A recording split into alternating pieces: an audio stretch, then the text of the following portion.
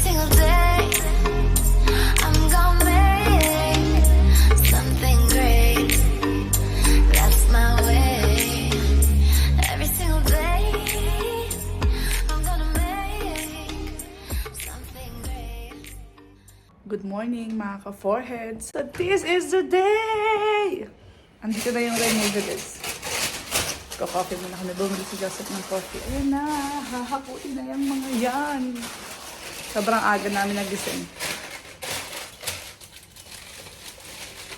6 a.m. Sobrang aga.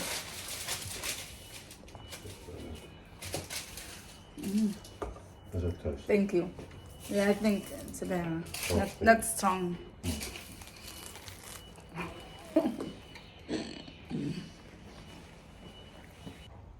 Ayan na ang ating mga gamit. Sila na. Bye-bye.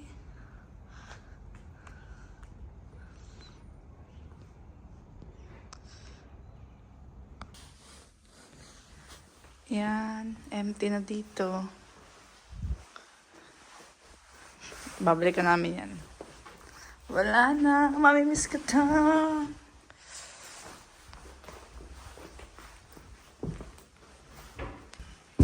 Yan. May mga babalikan pa kami dyan.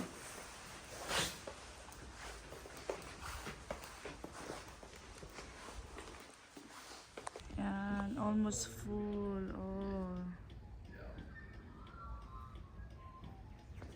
Ayan, ito babalikan na lang namin sa Webes kasi lilinisin yung carpet na maglilinis niyan. Done! Done na! Let's go. My laptop.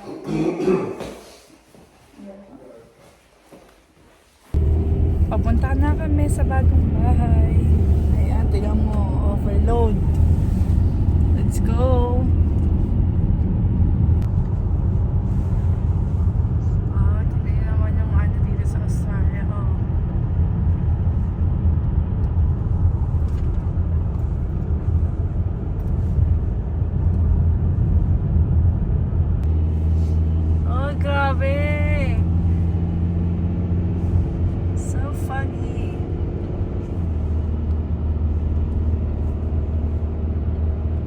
Ay mga ka-forehead, so nandito na kami sa bagong bahay.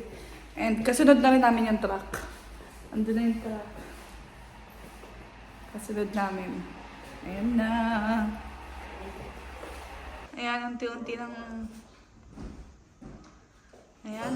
nang nilalagay ang ating gamit. Do you want a little bit more in the middle, exact in the center? Or Yeah, I think so. Because we're gonna put your, one thing on this side, the beginning. Sure. Ay mga ka-forehead, so nalagay na yung kama dito. Ina-organize ko na yung gamit ni Joseph. And dito sa kabila, nalagay na rin yung kama para dito. Ayan. Baka si Joseph na mag-assemble ng mga kama. So ngayon ang ginagawa ko yung mga damit namin. Ayan, kinakabit na ni Joseph yung kama namin sa main bed. Ayan, na-organize ko na yung mga gamit ni Joseph. Hanggang dun, pati dun sa kabila. Tapos, ako naman, dito. Ayan, in-organize ko yung mga damit ko dito. So, dito yung damit ko, dun yung sa kanya. Ayan, ang kalat pa. Mamaya ito yung i-assemble niya. Ayan, tapos ko nang i-organize yung gamit ko. Ngayon naman ay dito yung mga towel, beddings. Ayan, nakabit na rin ni Joseph yung aming kama. Almost done. Nalagay ko na rin dun yung mga sabon namin. Ayan. Ito, ibababa ko yan. Yung mga yan, grass na yan. Kapagod. Konti na lang. Tapos, yung mga gamit pa namin sa kotse. Yung mga, mga kitchen stuff. Done na.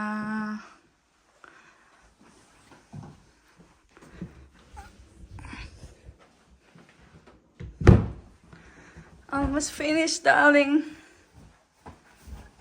Well done, love.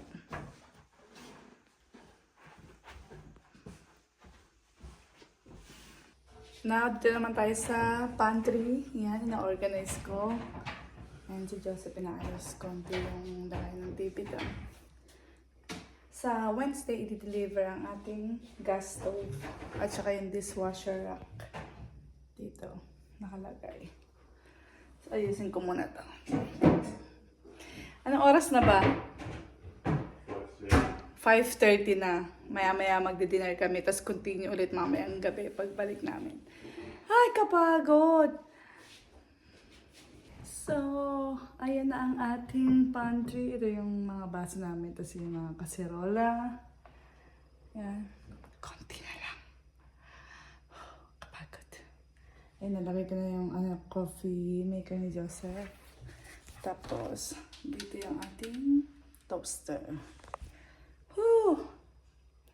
Hi mga ka-forehead. First dinner sa new house. Salad ang dinner namin. Time check is 7:30 p.m. Hindi pa namin nalalagay yung TV. Marami pa. Tomorrow again.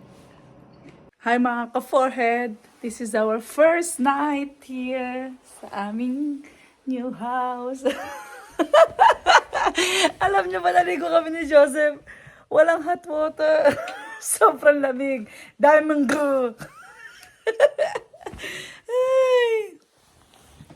Bukas na kami magko-continue mo, guys. Sobrang pagod na kami. Good night. Ay, sarap matulog. Good morning, mga ka-forehead. Ang sarap ng tulog ko. Sobrang pagod kasi kami kahapon. Kanina nagigising-gising na ako kasi niyakap ako ni Joseph. Pero antok na antok talaga ako. Pagod na pagod talaga ako. Ngayon ay 10:30 na. Bababa na ako. Nasa baba na si Joseph. Ay.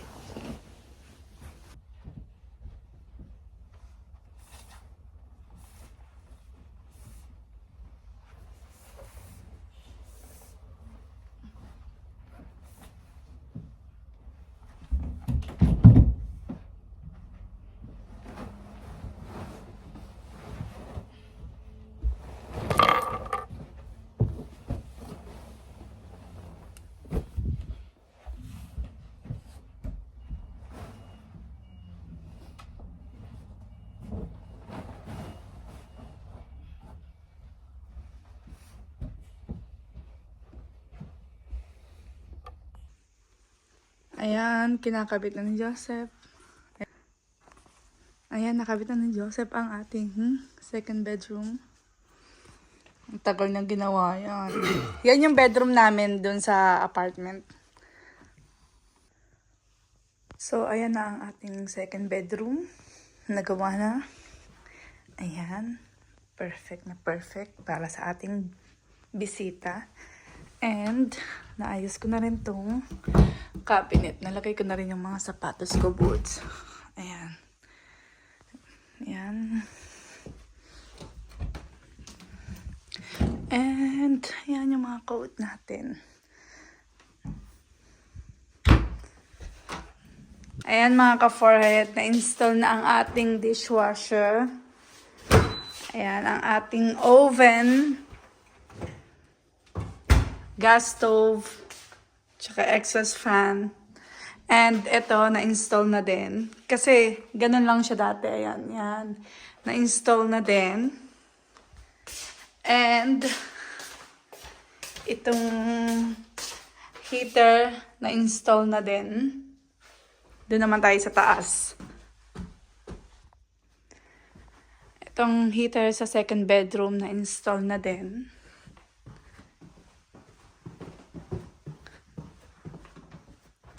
Ito, na-install na din. Ito itsura niya sa labas, mga ka-forehead. Ayan, I think ito yung supply ng para sa mga heater. At saka sa gas. Para pag magluluto kami, I think. Tapos ito sa aircon, alam niyo na yan.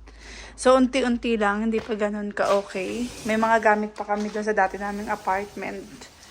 Ito hindi pa rin natatanggal sa mga box kasi bibili pa kami ng cabinet dito. Yung iba naming gamit nandoon pa katulad ng subwoofer, yung soundbar, tapos yung mga pang music things ni Joseph dyan.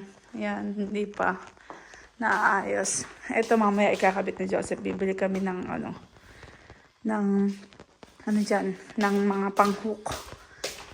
Tapos ito namang frame na to para din dito. Yan, wala pa kaming kurtina dito. Wala pa rin kaming kurtina doon. Unti-unti lang. Hi mga ka-forehead. So nakabit na ni Joseph yung frame dito sa second bedroom. Dito naman sa baba, nakabit na ni Joseph tong frame. And ito, saan ba? Yan, nakabit na din niya. Yan! And dito, nakabit na din niya tong frame na to. Ganda. Hi mga ka-forehead. So, nag-aayos kami ng mga dadali namin para bukas. Kasi bukas, dun kami matutulog sa parents ni Joseph. Kasi diba sabi ko sa inyo na nakaraan, ay babalik kami doon sa apartment para maglinis. And tomorrow din naka-schedule na maglinis ng carpet dahil nag-book si Joseph para malinis ng maayos yung carpet. Kailangan ng certificate na talagang pinalinis yung carpet bago namin isoli yung susi ng bahay. Bukas ay Huwebes. Dahil Biyernes isusoli namin yung susi. Instead na babalik pa kami ulit dito 1.5 hours. Tapos Friday ng umaga babalik ulit kami doon. Napag-desisyonan namin na doon kami sa parents ni Joseph matulog. Kasi 15 minutes away lang siya doon sa apartment na tinitira namin. Para hindi na kami babiyahin ng 1.5 ng Thursday ng gabi. Tapos Friday morning babalikan naman ulit kami. Tapos uuwi na naman. Diba? Ang layo. Kaya one night lang naman kami matutulog doon. Kaya yung pang isang araw lang yung babaunin namin. Yun, sobrang worth it yung mga pagod namin. Simula nung pag-i-impake at saka pag-unpack, pag-organize sa mga gamit dito sa bagong bahay. And, yan, feel home. Yan, sobrang happy kami ni Joseph. And, itong townhouse na to, itong 2-bedroom na to ay sakto lang para sa amin. Dahil dalawa lang naman kami dito. And kung may bisita kami, may makakatulog dun sa kabilang kwarto. Diba? Kaya bagay na bagay lang sa amin. Hindi namin kailangan ng malaking bahay. Dahil dalawa lang naman kami. Gusto ko po magpasalamat sa lahat ng sumusuporta sa aming YouTube channel. Thank you so much. Sa mga hindi pa po nakaka-subscribe, don't forget to subscribe. And don't forget to hit the notification bell para lagi kayong updated pag may bago kaming ina-upload. Thank you for watching mga ka-forehead. Bye!